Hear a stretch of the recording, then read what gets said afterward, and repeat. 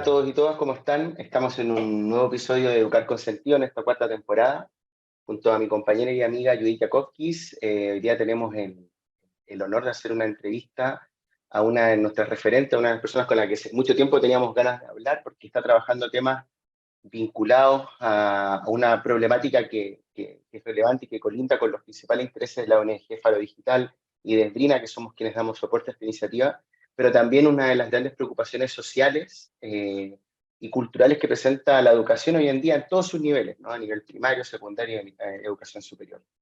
Bueno, antes de presentar nuestra entrevistada, saludo nuevamente a Judith. ¿Cómo estás, Judith? ¿Cómo te ha ido? ¿Cómo estás en esta última etapa del año?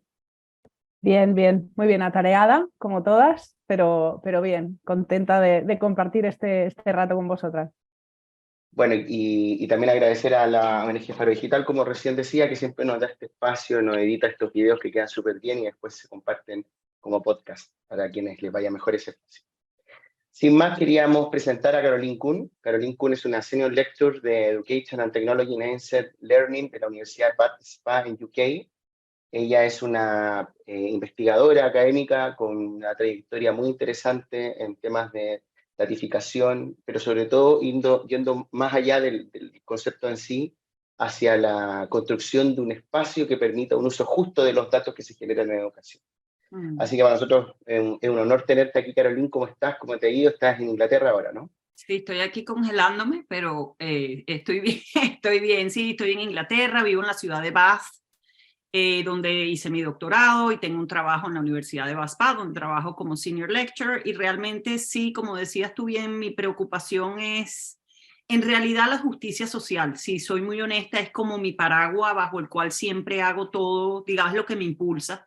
Creo que tiene un poco que ver con mi origen. Yo crecí en Venezuela con padres alemanes, pero pues allí nací, ahí crecí. Y es un país con una inmensa inequidad social, realmente una cosa terrible. Y uno se da cuenta viviendo allí, no que te lo cuenten ni que lo lees en los libros, pero realmente lo vives. Y lo vives como desde distintos momentos en tu vida. O sea, estás ubicada en las injusticias sociales, a veces desde la visión del que observa, desde la visión que tiene el privilegio, desde la visión que de repente está dentro del momento injusto. Y de verdad que te da, estando ahorita en Europa y en Inglaterra en particular, creo que la visión de vivir en un país de Latinoamérica te da, yo no sé, yo creo que es como que es como que si estás parado en una montaña donde tienes 360 grados de vista. Y eso me parece que me ayuda mucho a orientar la perspectiva de mi trabajo, que es lo que hago. Pues entonces, ciertamente, Faro Digital, Educar con Sentido, cuando empezamos a hablar decía que yo moría por estar en este espacio, porque de verdad que me parece que es un espacio que sí, que se ajusta a eso justamente. Y bueno, estoy súper agradecida, gracias por invitarme, mi sueño se cumplió realidad.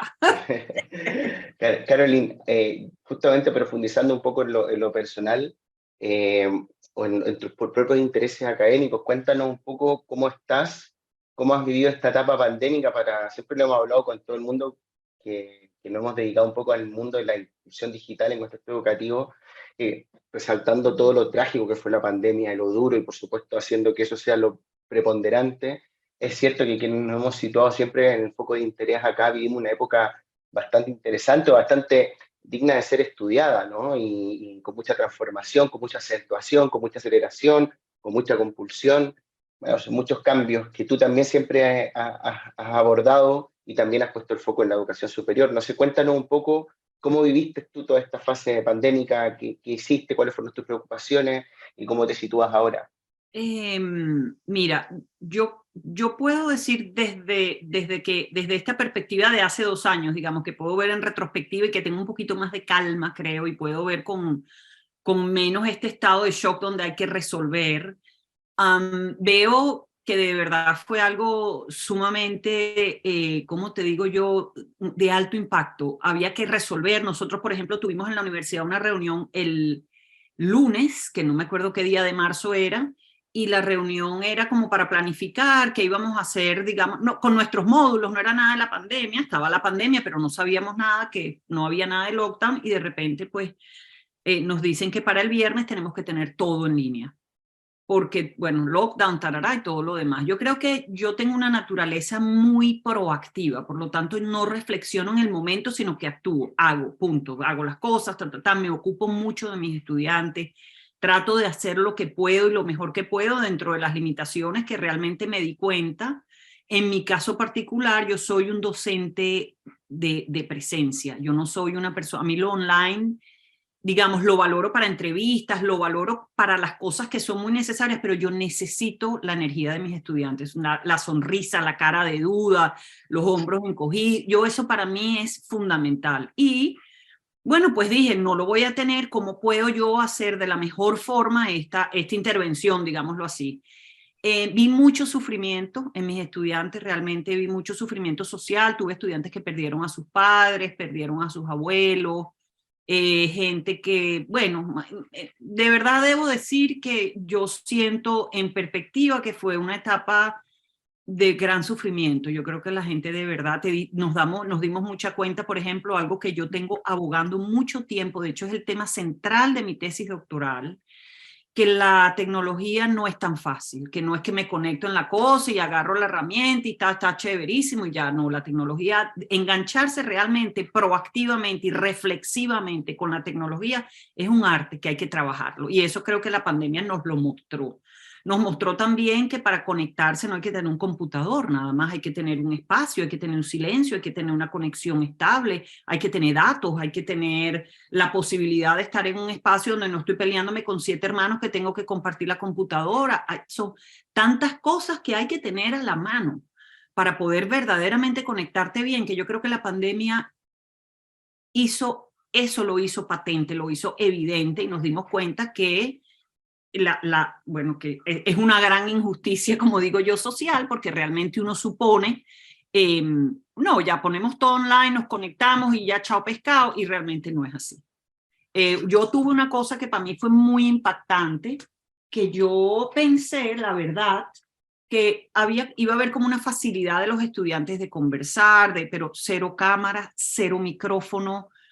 Bueno, yo decía, Dios mío, yo estoy aquí como en un vacío en el espacio, ¿cómo se llaman? Los dark halls. Yo decía, de verdad para mí fue muy duro. Yo necesité como mucha motivación y a mí me parece que los estudiantes de verdad pasaron mucho trabajo y lo veo ahorita que tengo mis estudiantes de tercer año que fueron 2 años estudiantes de pandemia y tú te das cuenta que hay una cierta, hay un impacto, pues. Interactuar socialmente les cuesta, tú te das cuenta que aunque quieren estar en clase, pero hay como una pequeña fragilidad. Yo creo que, ¿cómo te digo? Integrarse nuevamente en aquello que estábamos habituados también tomó su tiempo. Entonces, bueno, para mí, yo siento que fueron 2 años sumamente difíciles. Yo resolví, hice todo lo que pude. Yo tiendo, como digo, a no... En momentos de drama, quizás también porque viví en un país bastante dramático por muchos años, por lo cual me tuve que ir, pero uno tiende a aprender a resolver rápidamente, a presentar una solución y uno tiende también como a, ¿cómo te digo yo? Tú como que te bloqueas un poquito, te pones como unas gringolas y empiezas a caminar y esa es mi naturaleza. Lo hice y creo que lo hice bien, pero ciertamente siento que fue un espacio de mucho shock y de mucho... Sí, pues sufrimiento y donde nos damos cuenta que no todo el mundo accede a la tecnología tan fácil y que la tecnología no es la única solución y que tenemos que tener mucho cuidado pensando en eso, ¿no? Retomando un poco lo que decías, Caroline, sobre esta cuestión, ¿no? Que la tecnología no es tan fácil y sobre todo si queremos pensar en la tecnología y no solo usarla. Estamos viendo ya antes de la pandemia, pero intensificado bastante brutalmente después de la pandemia, cómo se ha extendido el uso de plataformas digitales en distintos ámbitos de la educación. No sé cómo tú valoras este proceso tan acelerado, qué riesgos le ves, qué oportunidades. Expláyate en el nivel educativo o en el espacio educativo en el que tú te sientas obviamente más cómoda. Mira, van a verme voltear porque voy a ver un poquito mis notas que hice porque yo soy muy buena estudiante, debo decir, amo estudiar, entonces yo siempre hago mi tarea, siempre. Entonces hice mi tarea para esta entrevista y me puse como a hacer un poquito como de investigación, un poquito más actual, no que no sepa, sino como que, bueno, pensando, por ejemplo, la gente de Educause que dice que hay. Total, que mira, mi visión de la plataforma y yo no sé, estaba pensando en español, ¿cómo se dice plataformización? ¿Es correcto? Sí, así lo diría yo. Sí, es. Sí. Okay. Yo creo que para mí, yo creo que yo soy un poquito pesimista, voy a decirlo. No creo en eso, debo confesar, no creo que es la solución, no creo que es una solución justa para comenzar. Pero no solo que no creo que sea una solución justa, pero creo que lo que vemos nos da pruebas de que no es justa. Y creo también que es un espacio que está pintado de una ideología neoliberal completamente, ¿cómo te digo yo? Sin mucho tapujo, pues. ¿Por qué lo digo? Porque, por ejemplo, como te decía, hice mi tarea y estaba como buscando esta cosa de Educause, que me parece que son el epítome de la neoliberalización de la educación, con un vocabulario además fantástico que tú ni siquiera te das cuenta. Pero como es un tema que me interesa y que además lo doy como materia en uno de los módulos que trabajo, tengo como ese ojo como que lo he ido desarrollando. Entonces, Educause presenta una cosa que se llama 2023 Top IT Issues. Es decir, es como que ellos sacaron un infográfico en donde están las cosas como más... Y tú te pones a ver, yo me puse como a ver los punticos del infográfico y, por ejemplo, Smooth Sailing for the Student Experience. Es decir, una navegación muy suave, de alguna manera, tú sabes, sin mucho problema para los estudiantes. Bueno, entonces te dicen como que lo que te explican es usar tecnología, data, los insights que te provee la data y la agilidad para crear una experiencia del estudiante frictionless, o sea, sin fricción. Entonces ya por ahí tú te das cuenta que es una ilusión, porque no existe ninguna acción en la vida sin fricción. Primero, o sea, empezando por ahí. Entonces tú te empiezas a preguntar, entonces empiezas a leer un poquito, después la otra cosa que ellos dicen allí es expanding enrollments and the bottom line, es decir, que para ellos lo más importante es esta cosa del enrollment, que la plataforma resuelve todos estos problemas. Entonces, bueno, y leyendo un poquito más, no hace falta ir a tantos detalles, pero en líneas generales no creo mucho en eso, creo que...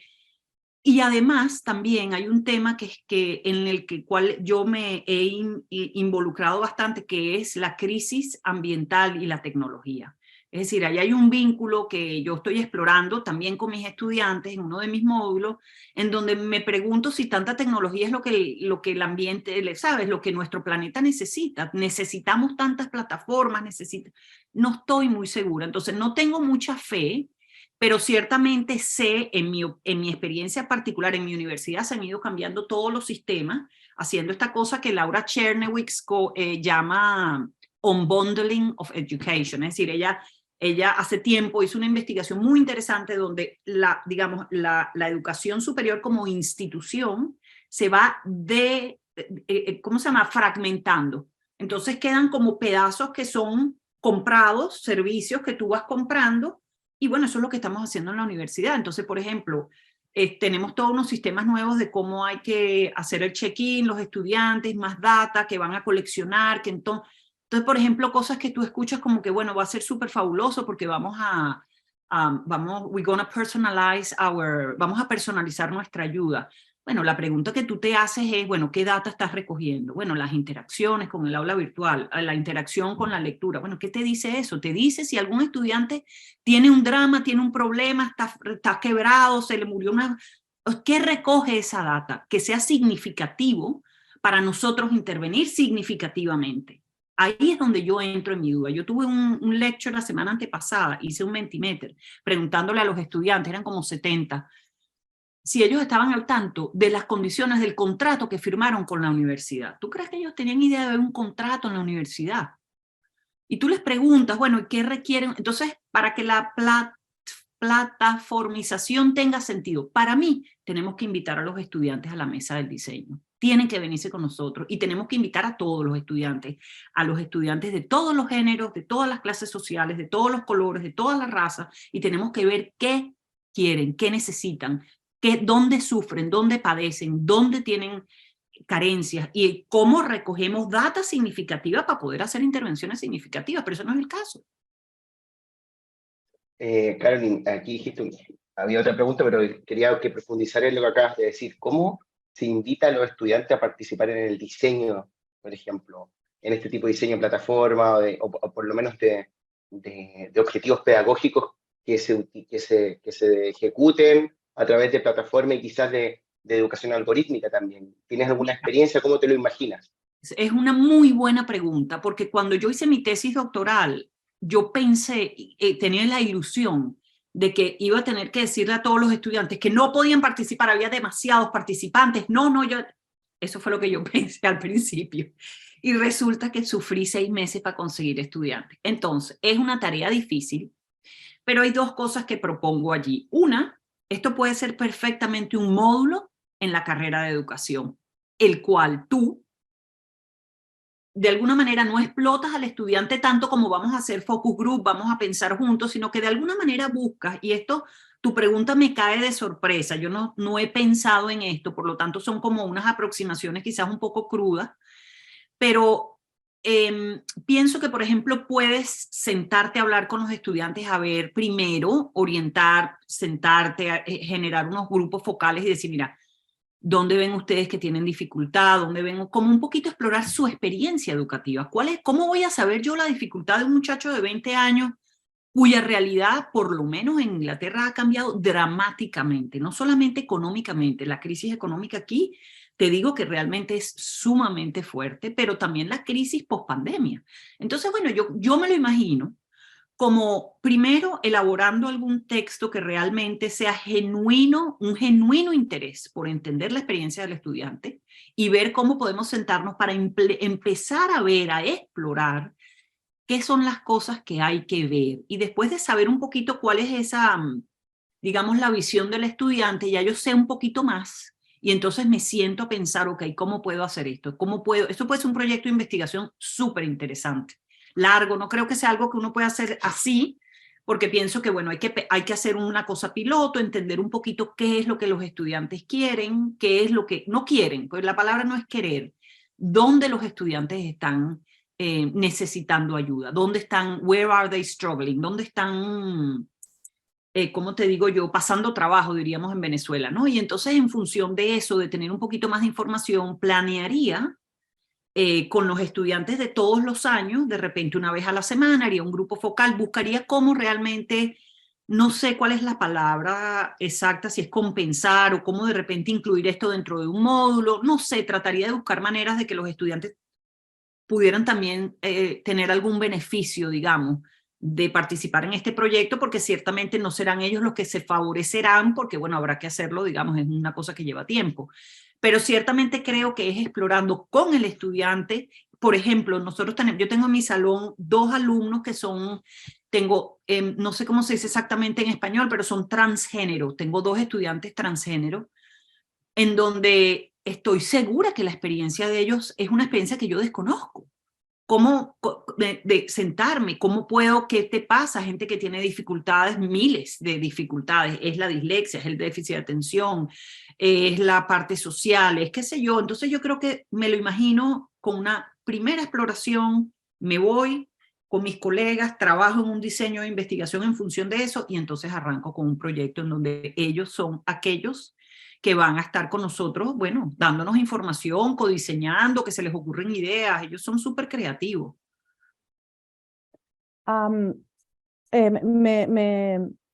Me va muy bien esta profundización que has hecho, muy específica, ¿no? De cómo te estás imaginando, aunque sea así, sin previo aviso, que podría ser esta manera de invitar con sentido al alumnado, al estudiantado, a trabajar para mejorar estos dispositivos, estos artefactos, estas plataformas. Al mismo tiempo, sin embargo, me venía la duda o la pregunta por atrás, ¿no? De pensar, esto es precisamente lo que se supone que hacen las plataformas digitales cuando recolectan infinidad de datos de lo que comentabas antes, ¿no? De si tiene sentido o no el dato que se recolecta, con qué objetivo se recopila este dato, se almacena, etcétera, etcétera. Entonces me gustaría si pudieras como un poco darnos tu opinión o tu conocimiento sobre estos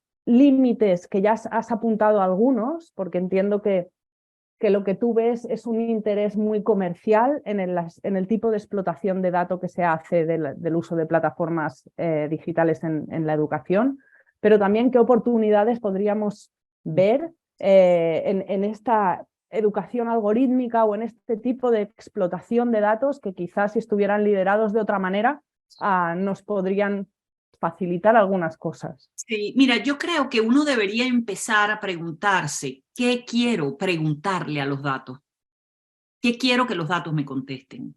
Y por eso es que te digo que sentarse con los estudiantes, porque lo que acabas de decir tú de consentido, para mí es la esencia de todo lo que uno hace. Todo tiene que tener un sentido. Y yo ciertamente entiendo que la universidad aproveche la parte administrativa que la plataforma le ofrece. No la niego. Me parece que si la puede aprovechar, fabuloso. No hay ningún problema al respecto. Lo que me parece pobre de alguna manera es que solo nos quedemos con ese espacio, digamos, administrativo. Porque la data y te hablo realmente aquí, disculpa un poquito también como quizás mi localidad, la experiencia en Inglaterra, donde la educación es particularmente, ella es paga, todo estudiante paga su universidad, 9.000 libras, vayas a Oxford, vayas a Cambridge, vayas a BASPA, a donde vayas. Entonces la universidad aquí es paga, ciertamente lo es.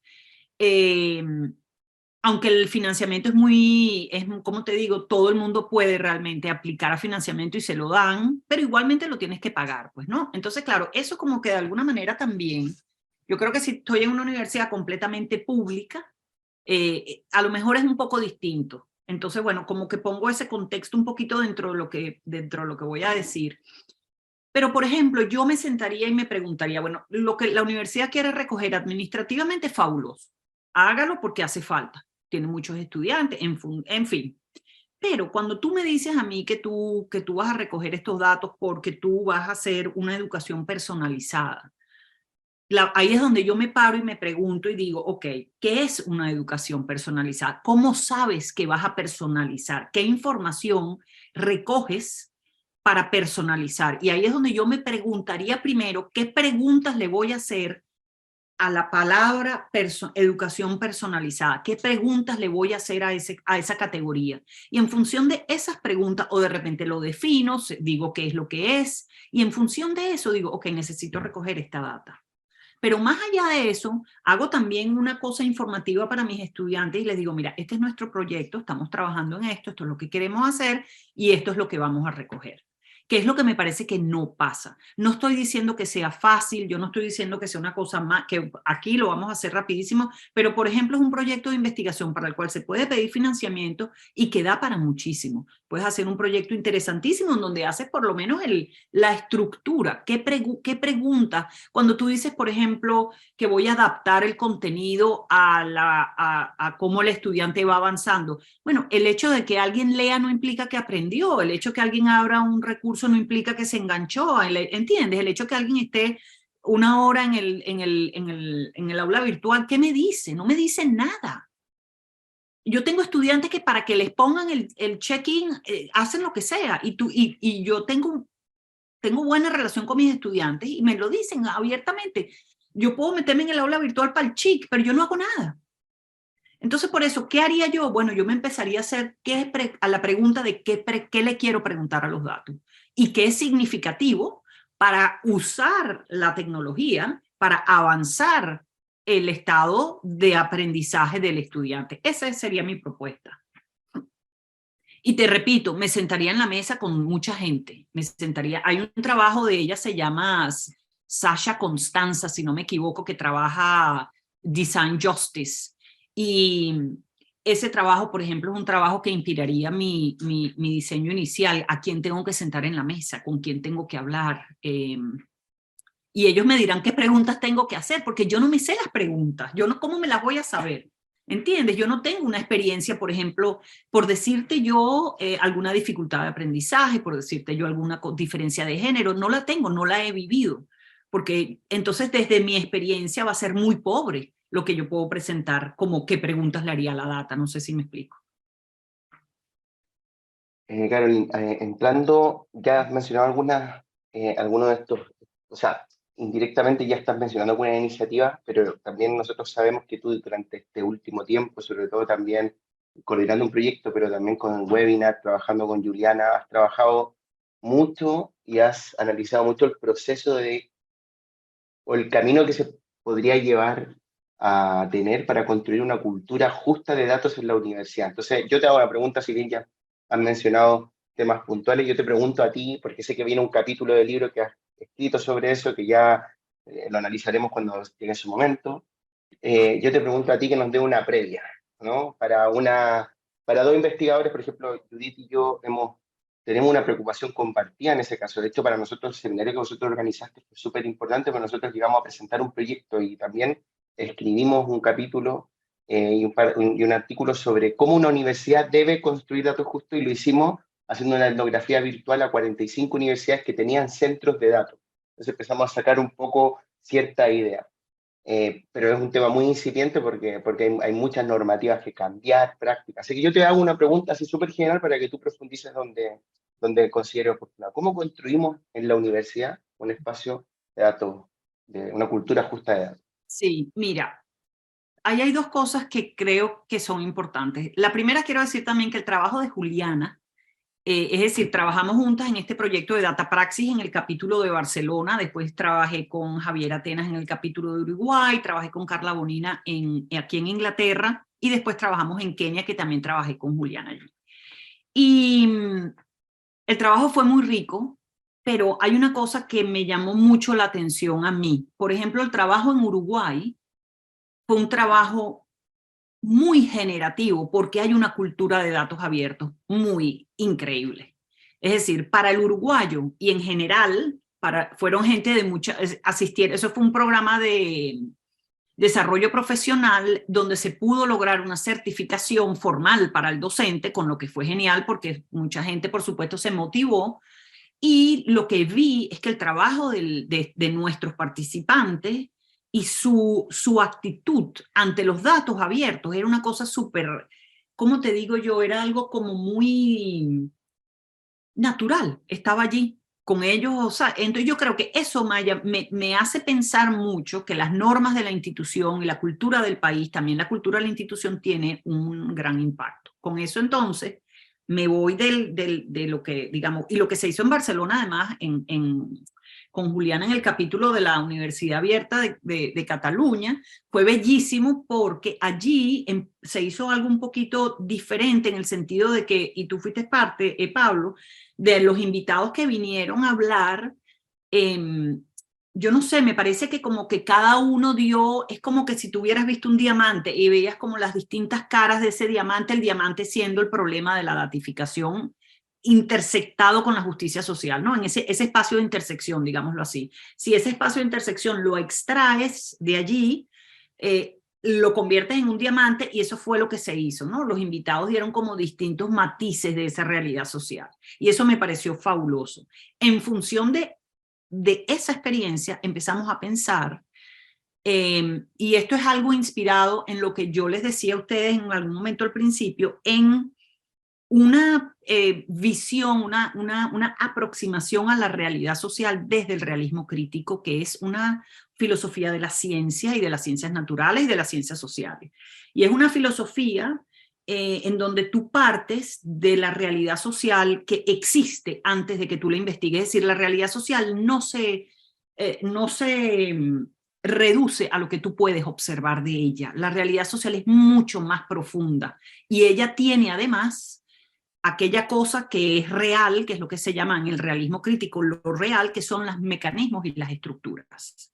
Es decir, las estructuras sociales tienen propiedades, y esas propiedades se llaman mecanismos en esta teoría, o en esta aproximación filosófica, perdón, y esas estructuras y esos mecanismos es lo que el investigador tiene que ver, es su función, es su labor, descubrir los mecanismos invisibles y las estructuras invisibles a la vista de cada uno, y por eso a veces no aparecen en los datos, y tú tienes como que irte con los datos y empezar con teoría a pensar. Entonces, cuando yo pienso en una cultura justa de datos, pienso en una teoría que se llama Realist Social Theory, que es de Margaret Archer, y que justamente lo que ella dice, su premisa fundamental es que la realidad social realmente es la intersección y la interacción entre la cultura, la estructura y la agencia. Estos tres espacios son espacios, digamos, y todo esto estoy hablando desde de la visión de una investigadora que en algún momento tiene que analizar la realidad, por lo tanto, la abstraigo de la verdad, la quito, la saco del mundo real, que es un menjunje, todo está ¿sabes? Todo está interrelacionado, todo afecta a todo, pero para hacer un análisis, poder entender, poder investigar y poder tener alguna tracción en cuanto a qué pasa, tú dices, bueno, tú determinas tu estructura social, tu contexto, digamos, con todas tus estructuras. Después empiezas a pensar en la interacción, en este caso del docente, con esa estructura. Y después analizas, después de esa interacción, qué cambió en lo social, qué cambios o que se reproduce o se elabora la estructura social. Entonces, ¿qué pienso yo para poder tener una cultura más justa de los datos? Que hay que tener una agencia política. Tenemos que fomentar la agencia política. Y la agencia política en tanto a que para mí en particular el problema no está, aunque también es parte del problema, lo estadístico de los datos. Que si digo, los voy a analizar con R o los voy a hacer con qué sé yo. Ese para mí no es de mi interés, si lo quieres llamar así, pero lo que creo que nosotros tenemos que interesarnos es en afinar esta agencia política que la llama Margaret Archer Reflexive Agency, es decir, tú tienes que ser reflexivo ante la realidad que vives y de manera tal que tú puedas decir, reconocer cuáles son las estructuras opresoras o las estructuras que me impiden, que me constriñen, que me limitan, y qué puedo hacer desde mi agencia política para poder cambiar la estructura. Y yo creo que y eso fue lo que nosotros escribimos en otro capítulo, en otro libro interesantísimo, que justamente cómo, y eso fue lo que se vio con ustedes, contigo, con todos los invitados, cómo de alguna manera, y después los que participaron, el trabajo realmente lo que hace, porque lo ves en lo que la gente dice, en fomentar esa agencia política. Y yo creo que allí en realidad es donde yo creo que podemos tener algún éxito en cuanto a tener una cultura un poquito más justa de los datos. Sin embargo, digo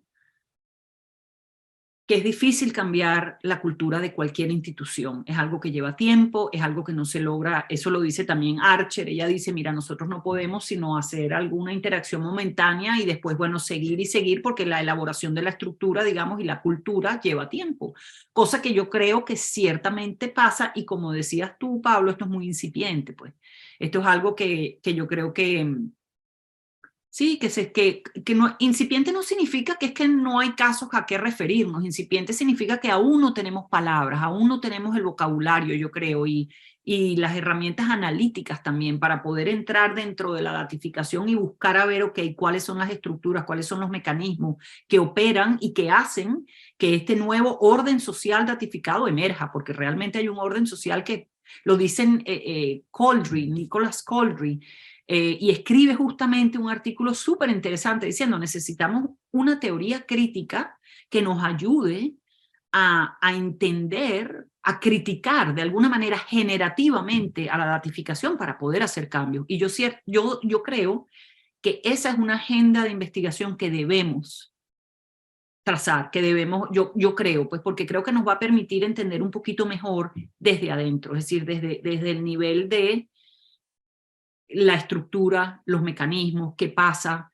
quién tiene el poder, por ejemplo, relaciones de la data, como dice Robert Kitchin, son relaciones de poder, ciertamente es el caso, quién tiene el poder. Por eso digo también a quién invitamos a la mesa, a quién estamos invitando nosotros para hacer, por ejemplo, una recolecta de data que sea un poquito más significativa, para quién quién no entra en esa discusión. Entonces creo que sí tiene que ver mucho con fomentar la agencia política del docente y tener la visión que queremos cambiar esta cultura de los datos y que queremos hacer una cultura justa de los datos, pero para ella entonces tenemos que, bueno, eso, ampliar nuestra mesa de trabajo. Y también hay una cosa que yo creo que es importante, también tenemos que buscar que esto sea, o sea, a veces pienso que nos dejan muchas cosas a los docentes, o como que, o sea, hay una pregunta en las preguntas que ustedes me escribieron que dice que cuál es el rol de nosotros con las Big Tech y en cómo podemos nosotros de alguna manera regular. Y yo digo, nos dejan mucho trabajo a nosotros, la sociedad. Me explico, nos dejan mucho que hacer. Y yo creo que a veces hay cosas que no sé, como que digo a veces, por eso siempre digo, es un proyecto de investigación interesante, porque es un trabajón que hay que hacer y que se está haciendo, porque el trabajo que todos ustedes hacen, o sea, el trabajo tuyo, Pablo, el trabajo que haces tú también, el trabajo que hace Judith, el trabajo que hace Juliana por su parte, el trabajo que hacen muchos interesados en este tema de la datificación, pero sí, siento que es un trabajón, pues, y que yo creo que realmente vale la pena verlo como un proyecto de investigación, digamos, en el mediano plazo.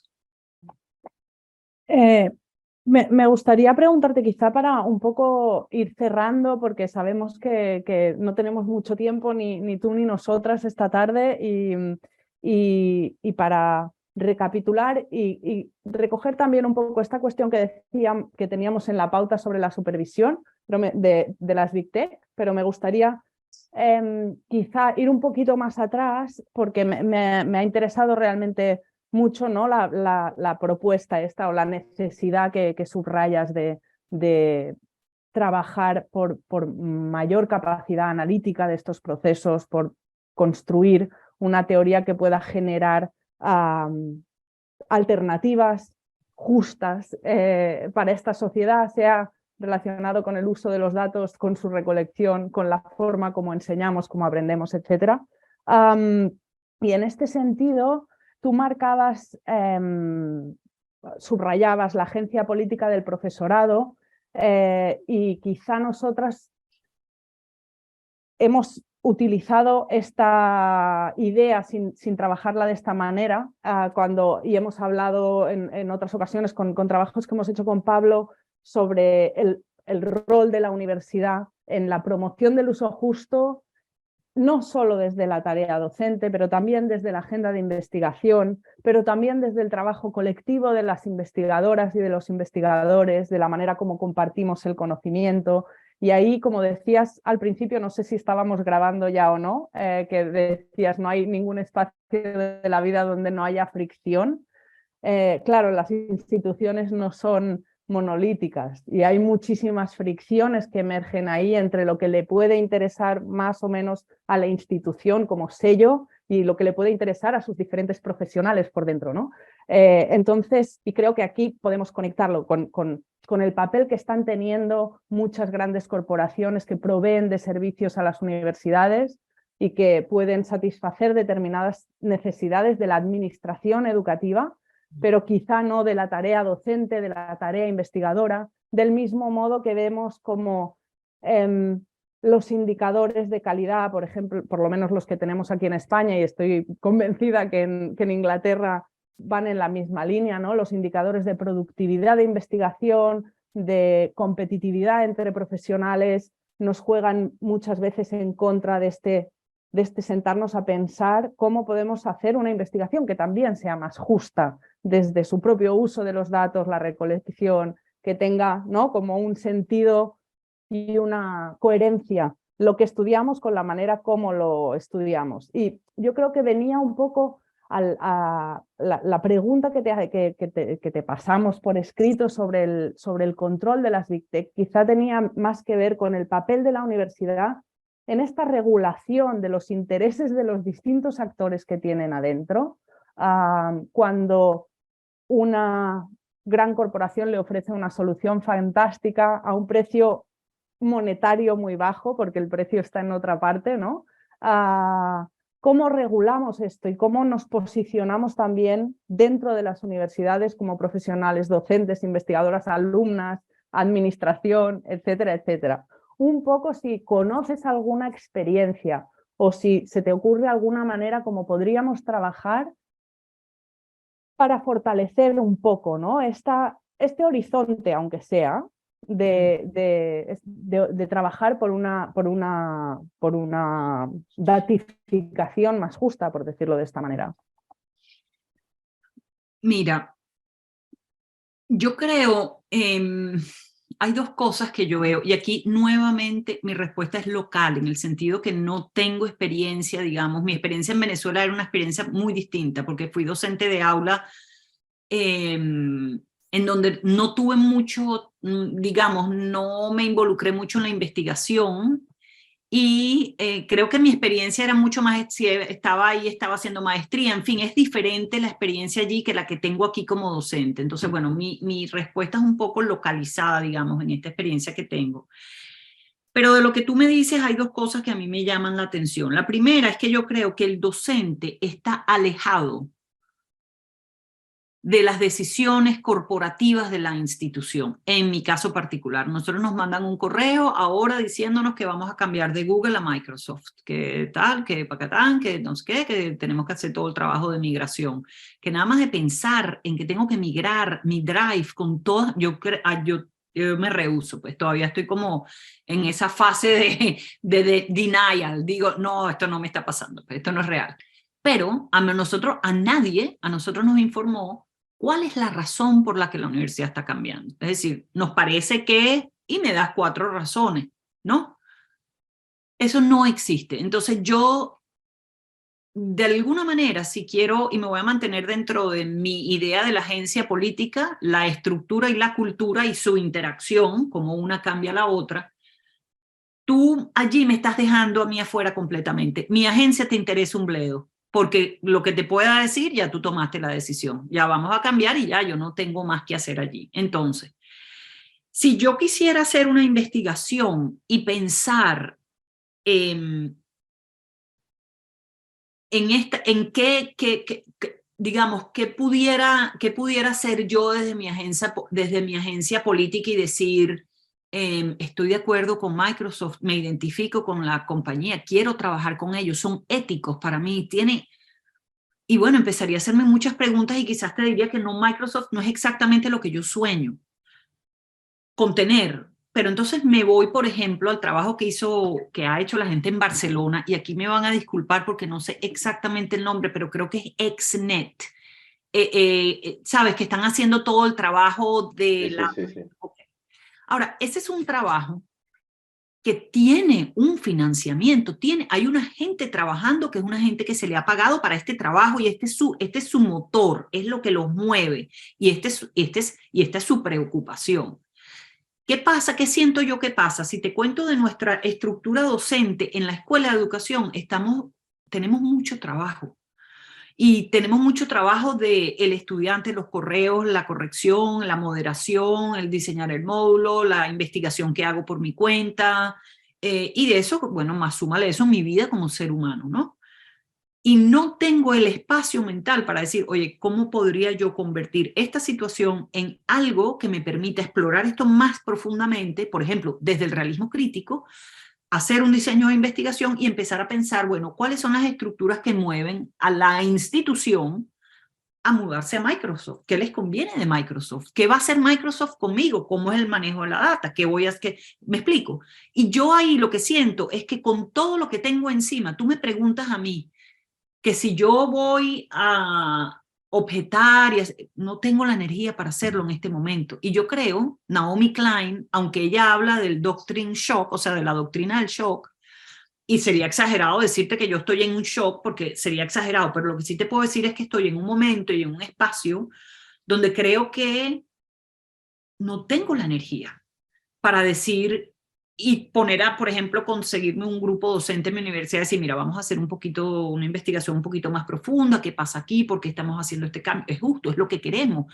Esto nos va a permitir un trabajo más justo con los datos. No lo sé, no, ¿sabes? Entonces como que lo que te puedo contestar es que Creo profundamente en que es algo que los docentes tenemos la competencia para hacer y que deberíamos, también diría lo deberíamos hacer, que lo podemos hacer, no estoy segura. O sea, no estoy segura por lo que te decía, la energía, el espacio mental, me explico, todas estas cosas, porque también la otra cosa que no hemos hablado acá, pero estamos en un momento muy crítico del universo, del mundo. La guerra de Ucrania con Rusia aquí ha tenido un impacto bárbaro, supongo que en España también. La pospandemia, o sea, hay como que confluyen elementos sociales que nos tocan y que de alguna manera es un espacio que nos preocupa y nos ocupa. Nos preocupa porque realmente creo que es poco lo que podemos hacer, porque bueno, no está en nuestras manos, pero de alguna manera también siento que, ¿sabes? Y ahí te das cuenta que cuando las cosas están en crisis, es como que tú no tienes la determinación porque te falta el tiempo, la energía, en fin, los recursos que son de diferentes dimensiones para accionar un proceso donde lo que llama uno scrutinize, ¿cómo se dice? ¿Sabes? Cuestionar, preguntar, decir, epa, ya va un momento. Pero siento que es difícil, pues, que hay como cosas que no están dadas para hacerlo, es lo que creo. Y es lo que decía al principio, creo que también... Escrutinio, sí. ¿Por qué no tenemos un senior management team que se haga esas preguntas? ¿Por qué no tengo una gente que dice, mira, vamos a hacer una reunión, vamos a cambiar de proveedor, estamos pensando en... ¿Entiendes? Es como que te dan la decisión y bueno, ¿qué vas a hacer? Nada, no puedes hacer nada. Es una ilusión que pensar que puedes hacer algo. Yo estaba tomando punta, ¿no?, de todos los textos, libros que los vamos a poner en la descripción del vídeo porque es una pasada iniciativa. Así que muchas gracias por compartirlo con nosotros, pero también con la gente. Y en ese sentido, has dicho un elemento transversal que no hemos podido hablar aquí, pero no creo que esta reunión se acabe sin que antes nos digas, a partir de tu experiencia, de lo que conoces, lo que te preocupa, sobre todo también, como tú decías, en el propio contexto local, ¿hacia dónde ves tú que debiese dirigirse los énfasis de investigación en este ámbito, ya que nos situamos aquí? ¿A dónde deberíamos poner? Nosotros el año pasado, a partir del seminario que tú con Juliana nos invitaron, sentimos la necesidad de aportar a nuestra propia universidad, a nuestro espacio local, algunos lineamientos, algunas propuestas de cómo lo están haciendo otras universidades en la promoción de datos justos, Sí. ¿no?, de uso justo de datos. Pero a lo mejor tú tienes en mente también otros temas que ahora quizás estaría bien que un grupo de investigación, incluso docente, bueno, todo el mundo que se vincule y se preocupe de estos temas dice poner énfasis. Mira, yo creo, y este es algo que no me toma por sorpresa porque lo he estado pensando, a razón de este artículo que me leo de Nick Couldry, que es este que escribe el libro con Ulises Mejías de ¿cómo se llama? La colonización de los datos, algo así, pues que habla de realmente que los datos es como otro evento más de colonización, que me parece una propuesta interesante. Pero lo que él dice es que él siente que o él percibe más bien, y que piensa que si trabajamos, o sea, para contestarte la pregunta, creo que tendríamos que diseñar una agenda de investigación que tuviera un ancla teórico, que permitiera a través de alguna teoría. Yo propongo que el realismo crítico como filosofía, como visión, digamos, de la ontología y la epistemología ayuda, y ahí, bueno, las teorías sociales habría que pensar cuáles son, sería parte de esta agenda de investigación, qué teoría nos ayuda a verdaderamente entender el fenómeno de la datificación desde sus estructuras y mecanismos. Una vez yo creo que nosotros podamos, y ese trabajo es un trabajo rudo y duro, teóricamente, pues no un trabajo, en mi tesis doctoral yo trabajé con el realismo crítico, que era mi postura, digamos, mi paradigma de investigación, mi acercamiento a la ontología y la epistemología, y trabajé con 3 teorías sociales de esto que llaman en inglés middle ground theories, que son las teorías, digamos, que es como que, ¿sabes? Tienes el andamio, que es tu filosofía, y dentro pones las ventanas, las puertas, la teoría social que te acomoda. Mi propuesta sería que tendríamos que sentarnos investigadores que estemos interesados en teoría crítica y en buscar alguna manera de realmente buscar como accionadores de cambio, y donde de verdad podamos centrarnos en qué teorías nos pueden ayudar a hacer un análisis crítico de estructuras y mecanismos que son aquellos que han hecho que este nuevo orden social, datificado, si lo queremos llamar de alguna manera, emerja, y ver cómo podemos entonces, una vez que sepamos los mecanismos y las estructuras, ok, ¿qué podemos hacer con ellas? ¿Cómo podemos accionar algún cambio? ¿Cómo podemos, si, sabes, la cultura justa, okay, qué mecanismo y qué estructura nos va a permitir fomentar esa estructura, esa cultura justa de los datos? Pero yo creo mucho en eso, en las estructuras sociales, porque son muy poderosas, no las vemos, pero ellas tienen tienen un poder muy grande, ellas mueven. Míralo con el género, el racismo, la misma esclavitud, o sea, todas estas cosas que uno pareciera que son palabras etéreas, pero no, ellas tienen un poder de acción. Y yo creo que si nosotros logramos diseñar una propuesta investigativa que tenga un énfasis en pensar qué teoría nos ayuda, a mí me parecería que eso sería fabuloso. Perdón, voy a buscar mi cargador un segundito porque mi pila, ya, aquí estoy.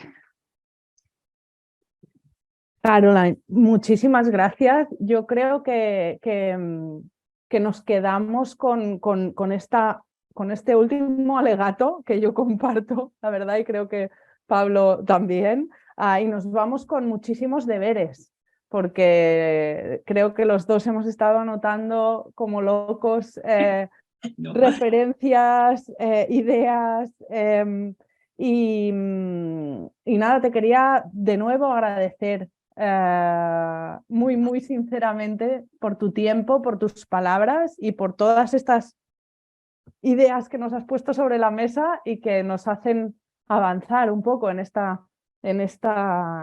camino de pensar en cómo podemos trabajar para tener una sociedad más justa también en los datos. Así que... Disculpa que te interrumpa, pero creo que algo muy interesante también es la polinización de ideas de distintas culturas. Es decir, ¿sabes? Esta cosa de hacer esta agenda de investigación que combine gente de diferentes partes del mundo con diferentes experiencias en cuestión de datos, me parece que es algo que enriquece mucho. O sea, eso sería algo súper chévere si uno lo pudiera hacer. Y yo feliz de participar, además, porque me parece que hace falta, ciertamente creo que hace falta. Sí, es fundamental tener esta visión totalmente, como decías antes, ¿no? de diamante, con muchas aristas desde muchos lados, desde muchas experiencias distintas y también con muchas confluencias, yo creo, ¿no? y fricciones, por supuesto, que nos hacen avanzar también. Sí. Así que te agradezco de nuevo, muchísimas gracias, Caroline, y Pablo, a ti también, buenas tardes. Y nos vemos a la próxima. Y gracias a ustedes por invitarme. Ya repito que mi sueño se cumplió realmente. Muchas gracias. Chao, gracias a ustedes.